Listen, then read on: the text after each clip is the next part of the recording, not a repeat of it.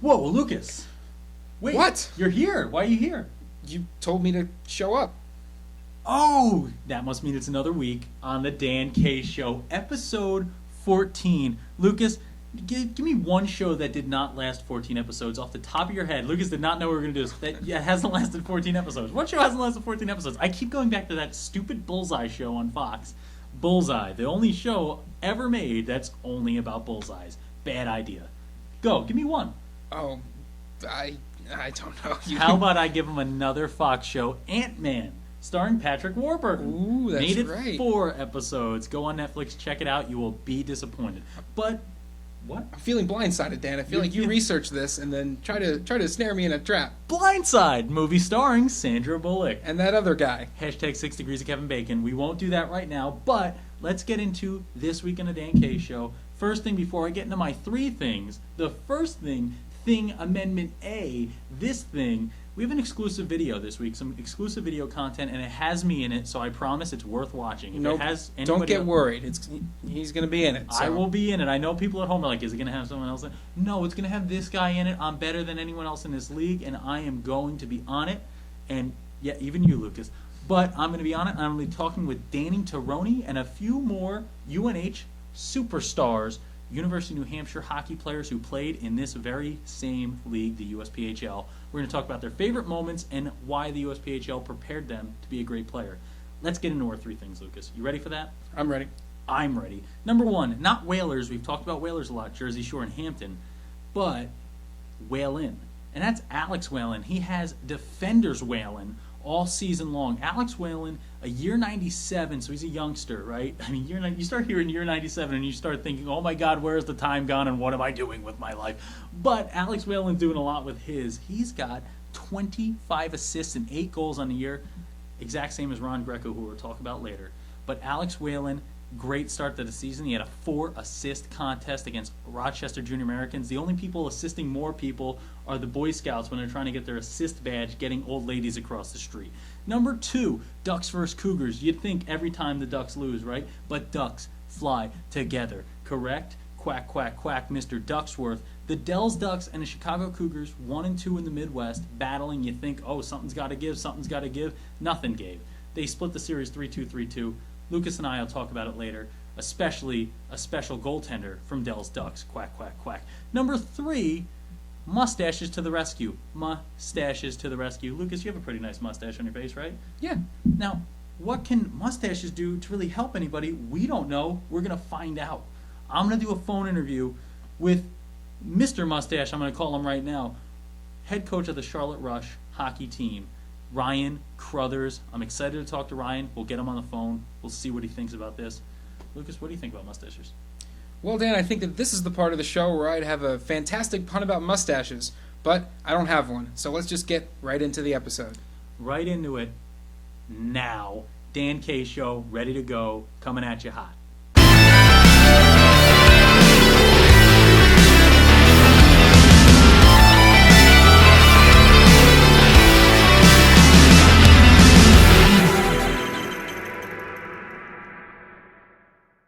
Lucas, we talk about in the open, right, as Amendment A of my 3 things.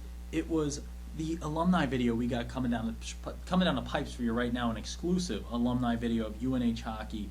I talked to a few guys, leading the way Danny Taroni, a guy who did a lot, a guy who started the season with the Boston Junior Bruins last year.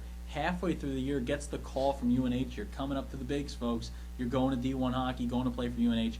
Guy ends up on SportsCenter, here, there, everywhere, and really shows the model the USPHL is creating that's making it, I think, the most premier and the place to be for a junior hockey player, the place really, the only place for a junior hockey player to go with the next step of their career. Lucas, what's making the USPHL so successful? What's so good about the model? Well, the thing about the USPHL is that it has a really strong Northeast presence. You know, we have a lot of different regions in the USPHL and a really large footprint across the entire nation. But the Northeast is the mecca of hockey at all levels. Yep. If you're serious about hockey, you want to go to the Northeast. And that doesn't mean that you have to play on a Northeastern team. Don't get us wrong. You know, but it's very telling when even teams from the Midwest, which have such a a strong and powerful hockey atmosphere around their league and that area of the country come to the IHC. Yep. They came to the Islanders Hockey Cup Showcase, and that in of itself, I think, is telling about if you want to be taken seriously, if you want to have a good chance of moving to the next level, you have to come to the Northeast to show what you've got. And it's a very simple formula for the USPHL, Dan. It's exposure plus talent. Yep.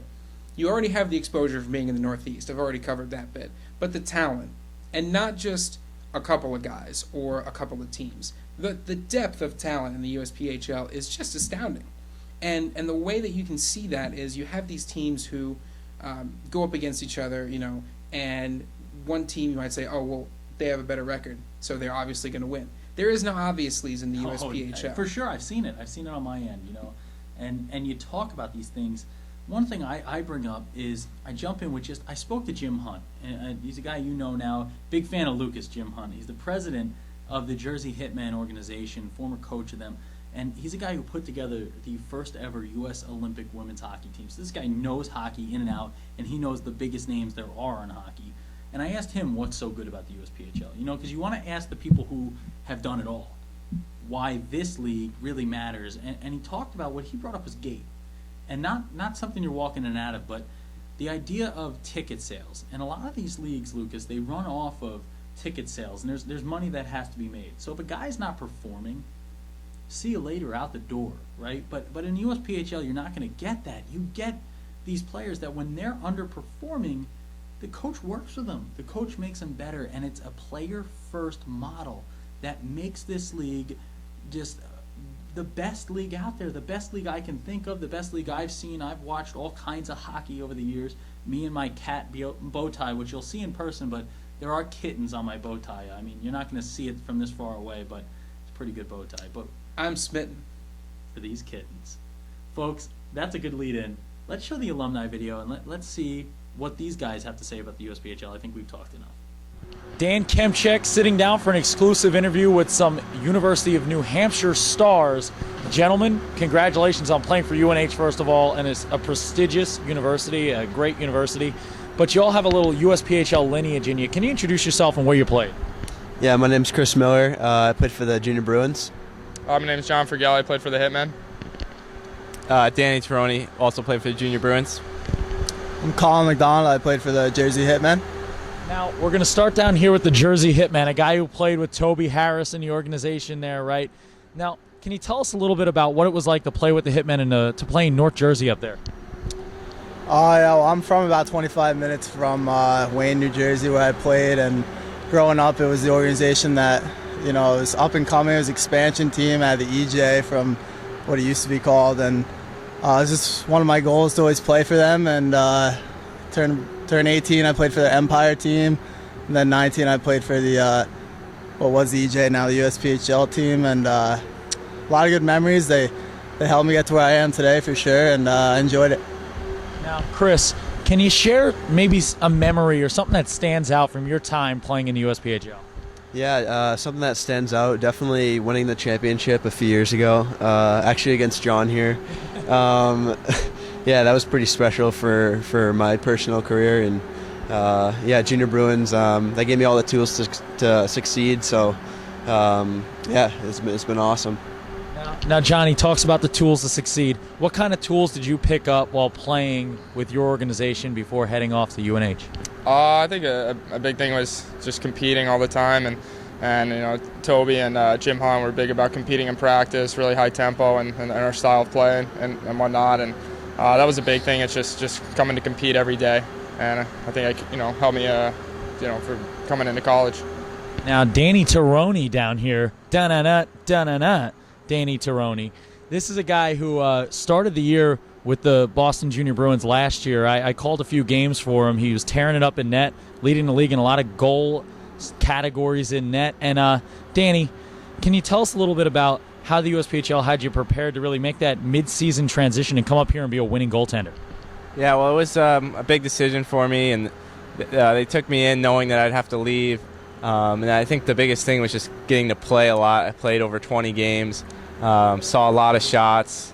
I think all the games really can't beat that, and just getting all those shots, practice every day, helped me prepare against a high competition and made it easier to come to UNH. Hey guys, we're going to have one last question. Each of you will answer here. Can you guys just, for the younger guys, everyone knows when you guys were playing, the goal was to get here, right, to where you guys are. The goal was to get to this big-time level of hockey on a winning program. The goal was to be here.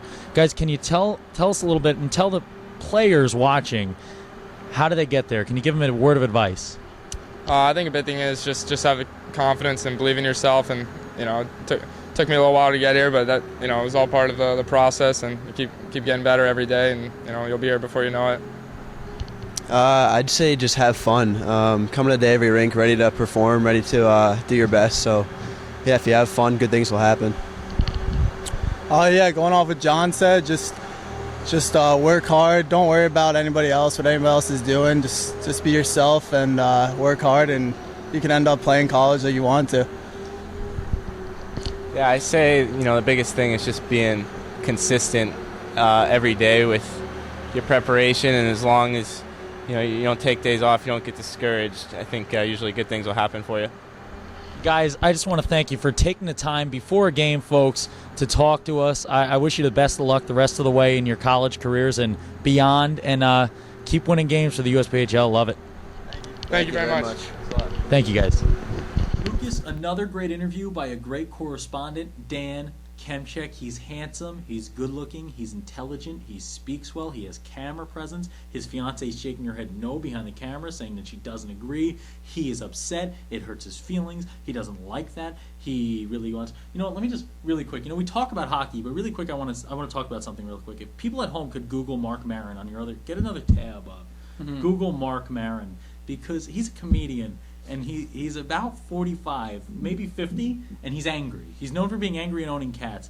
And a lot of people in my family, and a lot of people in her family, my fiance's family, and a lot of people who I've met, they've given me two people who I look like, which I still don't agree with, but they've told me this when I wear glasses. Hugh Jackman and Johnny Depp.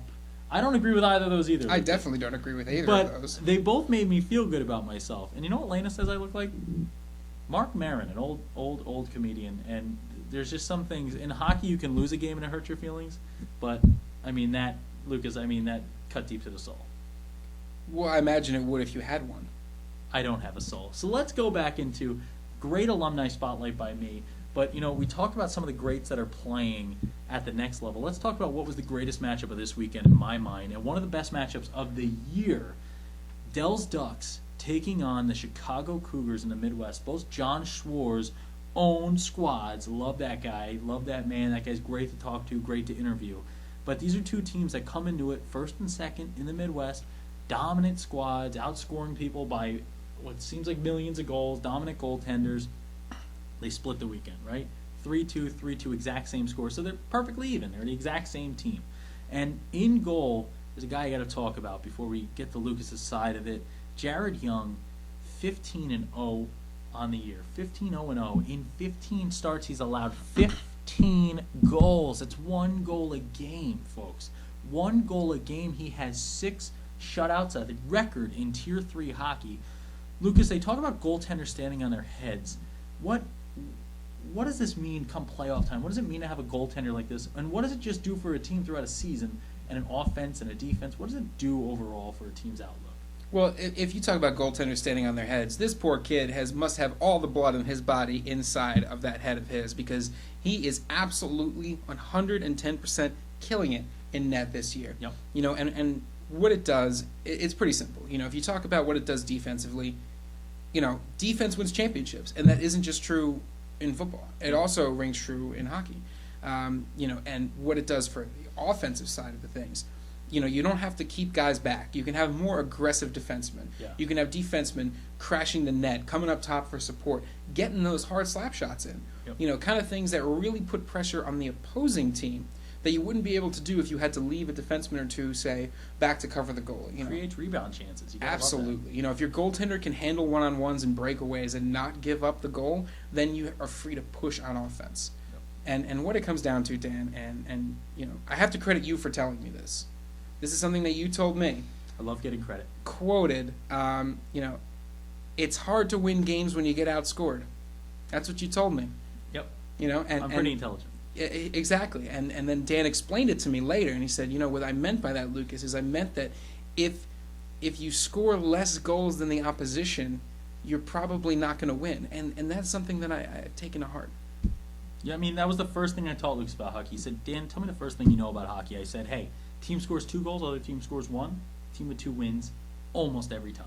Almost every time. And, write that down. See, he's writing these things down. He's taking notes. Lucas, let me just say this. I talk about how big of a game this is, right? I think biggest game of the year, possibly in any level so far, the best matchup of the year.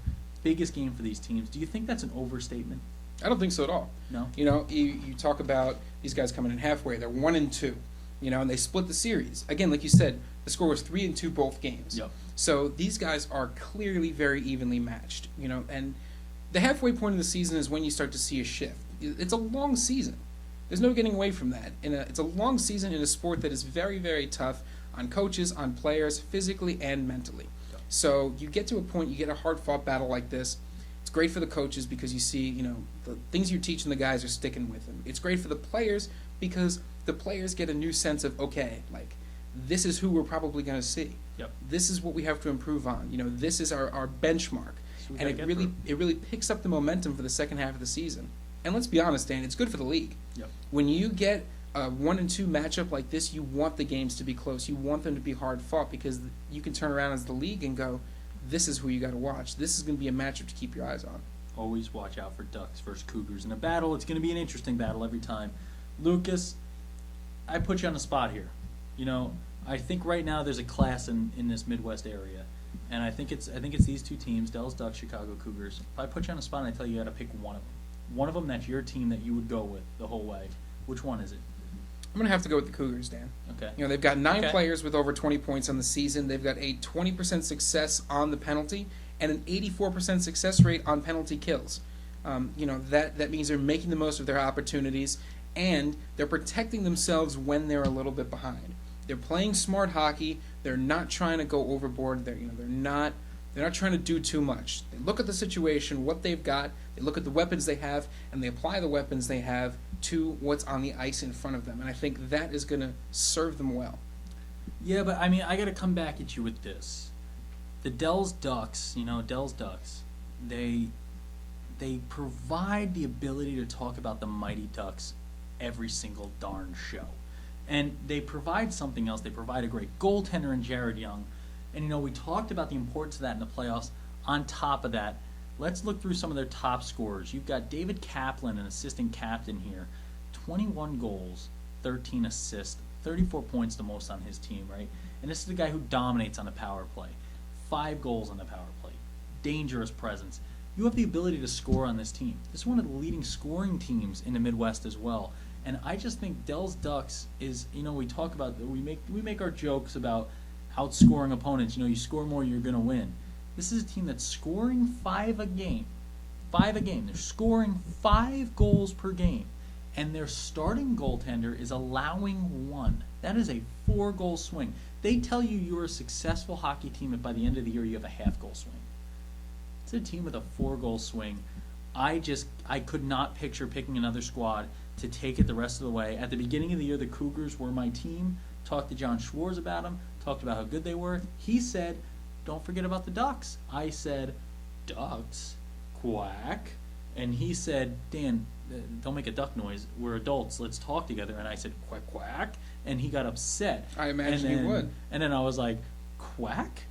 And then he hung up on me. And now I found out why he hung up on me. Because the Ducks were really good, right? Is that why he hung up on me? Yes. Let's move to the next segment. I think Ryan Schutt's quacking up about something. And he is quacktastically mad. And I think he's going to... No. All right, we'll have to duck his answers. Oh, God. It appears Dan and Lucas have already made their USPHL Premier Division predictions. Looks like the expert was ducked. They must be a little scared. But guess what? You can't duck me now because I'm challenging you right now. And I want to enter my name into this USPHL Premier Division expert predictions because I am the expert. You can come up with some silly punishment for me too if you'd like, but it's not going to matter because I'm the expert and I'm always right. So Dan, stick to your terrible bow tie fashion. And Lucas, critique IPAs and stick to breaking down episodes of Dancing with the Stars. Free shoots, he scores. This is Ryan Shoot, and those are my biscuits for your baskets. You want to explain that one? So it seems like we were called out Yeah. by none other than Ryan Shoot, a man that I have come to love. I've loved this man. I love Ryan Shoot, like a son who is older than me by a few years, like a son who I somehow had in a time machine years ago. Mm-hmm. That kind of son, Ryan Shoot. And you come out here and you say, I'm wearing a cat bow tie. If you want to tell me that there's anything not beautiful about a cat bow tie, I have a bone to pick with you, sir. And I think Lucas is just as steaming mad. Oh, yeah. Listen, Ryan, I'm vaguely aware that you exist, okay? And that makes it even worse to me. You have never once tried to say hello. You've never once shook my hand. You've never once said, hey, Lucas, let me buy you a beer. But now I know why. Now I know why you won't buy me a beer. You probably couldn't even tell the difference between a Hoppy Red and a Belgian Triple. And if you had met me, you would know that I don't drink IPAs. I'm a stout man. Stout man. That's why I have a beer belly. And You you ever know heard what? the song Short and Stout? I'm proud of that beer belly. You know why? Because I drink stouts. I love stouts. Stouts are delicious. You know what IPAs give you? Sadness and loneliness. Here's his and handle, here's thick-rimmed his- glasses with no lenses for some reason. I don't know why that's Yeah. a thing. What is that? Yeah, maybe What you are could tell IPAs? us, Ryan, so-called Shroot. Ryan Schrute? Like Dwight Schrute? Yeah. Shoot, at least call him by the name if we're I met. won't even give him the But satisfaction. I'm telling you right now, Ryan, if you ever come at us again like that, I will so passively, aggressively I will write a letter to you. I will address it to you. I will seal it. Put the return address on there. No, I don't. Well, I will put the return Yeah. address on there, and then I will put it in my fireplace and burn it, and you will never get to see what I wrote and the feelings I have, because that's the way I handle my anger. I'm going to use my troll pen that I haven't used since 1998, when it was big time, when the Drew Carey show was on and Mimi existed. I am going to have just the most passive-aggressive upsetment off camera, away from everyone. They won't even know. No one's really going to know. But I'm going to get upset. And you know what? When we meet, I'm going to act polite and nice and say things like, it's great to meet you. Had a great time. And you know what? I'm not going to mean those Not things. going to mean a word of it. Not one bit. Ryan, here's what we're doing. Lucas and I are coming out to a Flyers game Sunday, December 20th. Syracuse Stars, Philadelphia Flyers. We're going to tape the show there, and we are going to throw down a gauntlet. We will remake our picks. You will make yours, and the winner will receive something. The losers will be punished. We will revamp the punishments. Forget the punishments. They're off the table. We will make some new punishments together. We will agree upon it. The gauntlet's been thrown down. We will win this battle. There are no better experts than these ones right here. Lucas, have we vented enough? I'm good.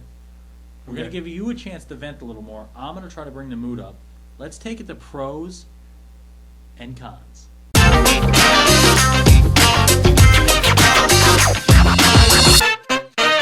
Ladies and gentlemen, we are here on the USPHL Network hotline. And where in the USPHL is Dan Kemchek this week? He is in Charlotte, North Carolina, with the Charlotte Rush head coach, Ryan Cruthers. How's it going, Coach? It's going great, Dan. Thanks for having me. Oh, we're happy to have you. We're happy to have a coach, from the South here. We like to talk to the guys down South and really get a feel. I'm dealing with cold weather up here. I'm sure it's a little better down there. I know you guys aren't as far as some of these Florida teams, but I'm sure it's much nicer there than it is here right now. And yeah, it's really nice. We got 60 and 70-degree weather coming up this weekend, so it's pretty nice this time of year. ooh, rubbing it in right there. But you know what? He's rubbing it in with the weather. But let's talk about a good initiative you guys had. I'm a sporter of a mustache year-round. I'm a 12-month-a-year mustache guy. I think you guys might have had a little Movember initiative. Can you tell the people watching at home about that?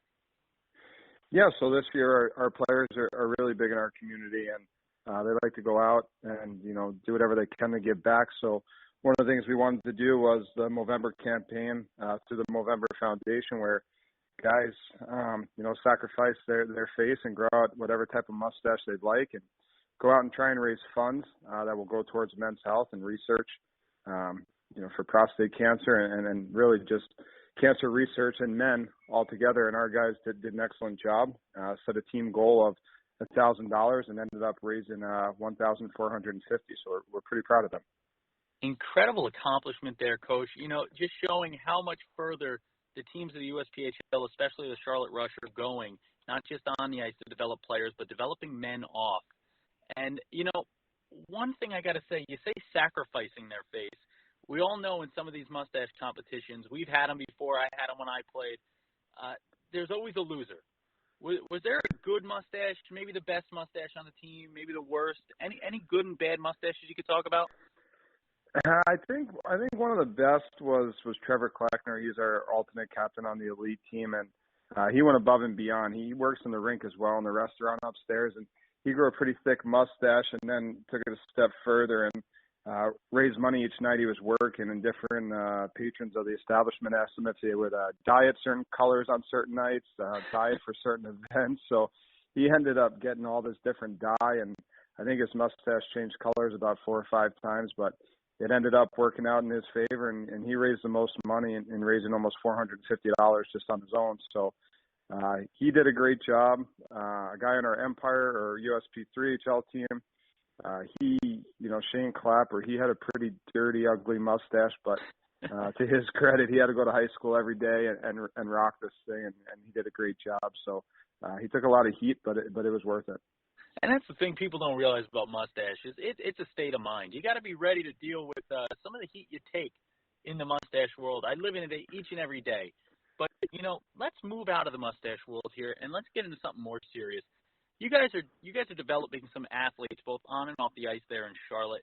Can you tell us a little bit of background on what you're doing on a daily basis to really get these players ready to succeed, not just where you're playing now, but at the next level?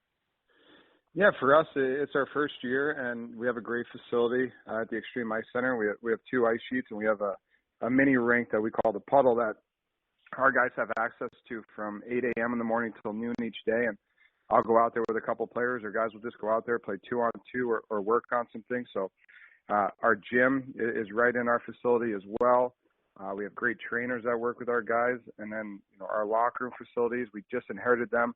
This was the practice facility for the Charlotte Checkers of the American Hockey League. So we actually inherited their locker rooms and offices. So our guys get treated, like professionals to an extent. And they're really enjoying their time, and it's showing for us. We just had our first college commit. Our goaltender, Devin Day, is going to leave us at Christmas time and go to Post University in Connecticut. So we're really excited about that. We're really about player development. It really hurts us to lose our starting goaltender at Christmas, but it's a great situation for him, and we're really excited to have our first college commit. And, we see goaltenders. Last year, the Boston Junior Bruins of the Premier League, they had Danny Tironi. I just had an interview with him. Go up to UNH. He succeeded at the next level, ended up on SportsCenter's top 10 plays. It shows the incredible development going on in this league. Now, you're coaching this team. You're always looking for new recruits, for new players, for that fresh blood to bring into the locker room each and every year. But what would you tell a parent of a player or maybe a prospective player? Why should they choose the Charlotte Rush? Well, I would just say, you have to look at what they're doing for the players at the next level and where they're sending players. For us, I think it speaks volumes about our organization that we're willing to let a player leave at Christmas time to go on and go off to college and lose your starting goaltender when you're in the middle of trying to make playoffs and do that. But that's really what we're about. We're about player advancement, and that's really for the South, for us being down here in Charlotte, and you're competing to recruit kids. You have to promote them to the next level. So as nice as it would be to win a championship every year, for us it's more about moving those guys on to the next level. I know as a player I always wanted to get to the next level wherever I was playing at. And same thing this week. We've had some bad games recently. We've lost, I think, our last 5 games, but 3 players deserve to go up and give it a chance. I know that it's 3 of our top players, and it might hurt us, but it's a great opportunity for them. So if I'm a parent, I want to be able to send my kid to a place where I know he's going to get promoted and he's going to get moved on. And you make that investment in the coach that he's going to do the right thing for your kid that year and the years after. So we're really about promoting our players to the next level. Coach, incredible stuff going on there. You love to hear it, and that's just a fold in the USPHL. It's player development first, and it's what you find at all these levels. And your group of guys there, I got a chance to meet some of them and talk to some of them during the Islanders Hockey Club showcase, and I had some fun with them. but they're just great guys. They did not want to bait into any of my funny questions during during our holiday segments. There's going to be some more of them on the Christmas and New Year's segments coming up. But these guys are just class acts, the exact opposite of myself out there. So I'm glad they got rid of the mustaches and they're ready to go. Coach, thanks so much for being on the hotline. No problem. Thank you very much for having me and speaking about our program. I appreciate it, Dan. Pros and cons. We all know that the pro at doing shows is Dan K, and your con man is con artist Lucas Jones. Sure, whatever. Artist at making things upset and making upsetment happen. Lucas is going to do that for you here, but I'm going to start off with a little Mr. Positivity. 25 assists for Mr. Ron Greco, and when he scores, I say, do you hear a Greco echo? Echo. That's Ron Greco scoring for the Flyers. He's not scoring. He's putting up assists. He's scoring too. He's got 8 goals. But he has a 4-assist weekend, 25 assists on the year, one of the top assist getters in the USPHL Premier. Nothing bad you can say about him. It's interesting you say that, Dan. 25 assists. Sounds like he's got some commitment issues to me. Listen, let's have a little heart-to-heart here. I know it's easy to pass the puck. You know, you get the puck. What do I do with this? So much responsibility. And you just pass it away, and that's fine. But, like, at a certain point, you're going to have to take a shot. Go get that girl, Ron. Now, moving into the next one, pros and cons here. Pro, there's a Brendan Van Riemsdyk video out. It came out this week. Yours truly doing the voiceover. Lucas didn't even know it was me. He's like, who is that silky, smooth, kind of Morgan Freeman-esque, beautiful talker? I didn't say any of that. Doing the voiceover on this video, and I said, it's me. It's a BVR video out, and he's the younger brother and the youngest brother of the Van Riemsdyk clan who are in the NHL already, and I think he's the next one to make that leap. I mean, he's the youngest brother, so, it's awful being the younger brother. I mean, I wouldn't know. I'm the older brother, but, from what I've seen, you just get beat up a lot and, get all your stuff stolen and gum in your hair and, You put gum in your younger brother's hair? No, gum got there on its own. That's what he would probably tell his ma. I think that we're going to talk to your younger brother in future shows because I think his younger brother is going to get on this show because we need to treat him right after that kind of treatment. And Brendan Van Riemsdyk, good things are coming, young man. I mean, after all the stuff he probably had to deal with the 2 older brothers, James and Trevor, I think he's going to be happy to have some success of his own. Let's move into the next pro. Jersey Hitmen. Great organization, great team, easy for me to say. Toby Harris, great coach, great players. Alex Whalen tearing it up. Connor Broussard tearing it up. At the elite and USP3 levels, they're tearing it up. Just great team, great organization. Lucas, anything bad you can say about them? Absolutely nothing, Dan. The Hitmen are just a great organization through and through, from top to bottom, all the way in the middle. So good. Please don't hurt us. We mean well. We come in peace. Absolutely. In peace. Jersey Hitmen. Now the final one. The final one is one that's near and dear to my heart. Last week we aired a interview I had with Connor Sullivan of the Connecticut Junior Rangers, where I sadly talked to him about the Cubs, and it was released a little late, and we saw how badly the Cubs did when they played the Mets. But Connor Sullivan, I told him, I literally almost threatened him that he better get his team together because I picked them to be the turnaround team of the year. Well, guess what, folks? Dan K. Bump at it again. Hashtag Dan K. Bump at it again. The Connecticut Junior Rangers in the playoff hunt right now, looking like they're going to make their run into the postseason after missing it last year. Let's go, Rangers. Whoa. Whoa. Listen, I don't want to be the one to, tell you guys to throw the rest of the season. But if you win, I have to deal with this all the way until next year. Oh, are you done with your side? You done? That's it? I'm done. I'm good. You know what? He's done. I'm done. I think we're going to go into the empty net, our final segment of every show. We enter the empty net tonight with empty hearts as there is a missing family member of the Dan K Show. Lucas, please comment on him. I think we have in these past few weeks. There was a member of the show, and you said we have empty hearts, and it's so true. There was a space. Our hearts are huge. Mine, Well- figuratively, Dan's, of course, Yeah, literally. that's an issue that I've spoken with a physician. Yeah, it's a medical condition, and we're pulling for him.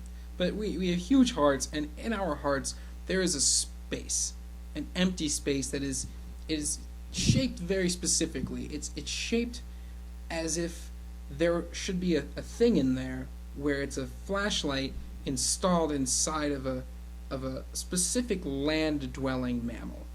Yes. Hippo And- flashlight. Hippo flashlight, hashtag hippo flashlight. I think, people have come to know it so much that even Mason Cricht would know what type of animal it is. Yeah, he You would. know. He would. If you asked him what his favorite mammal was, he would most likely say probably like frog or something. Salamander, Yeah, which are both salamander. amphibians. But if Exactly. you asked him what his favorite amphibian is, it would be our hippo flashlight. Mm-hmm. And I care about our hippo flashlight a lot. Mike Klein was the leader of the caper. He was the one who stole it from us. Klein, why? But then it moved. It changed hands, and it now exists at the home of Brett Brunito, someone who I thought was a close friend, someone who I deem a colleague that I care much about, who just seems to not care enough about us and our show to return our precious hippo baby, Mr. Hippo Flashlight himself. Mr. Hippo Flashlight, we will not stop. Well, we're going to sleep. I almost said we're not going to sleep. We have to get sleep tonight, and then We're we gonna have sleep to work. But 9 then, to 15 hours. yeah, but then we're gonna try to figure out a way to have Brett bring you back to us, so we Or don't we'll have to go get drive. you.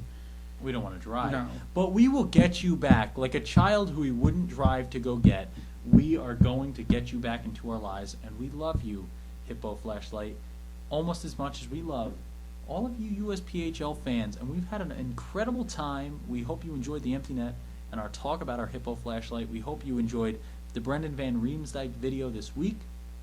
We hope you enjoyed the exclusive alumni video of the UNH hockey players. We hope you enjoyed Lucas and I talking about Dells Ducks versus Chicago Cougars. We hope you enjoy a Premier League that has 8 teams separated by 10 points or less in the Premier standings. And we hope you enjoyed a incredible USPHL season. Lucas, parting words.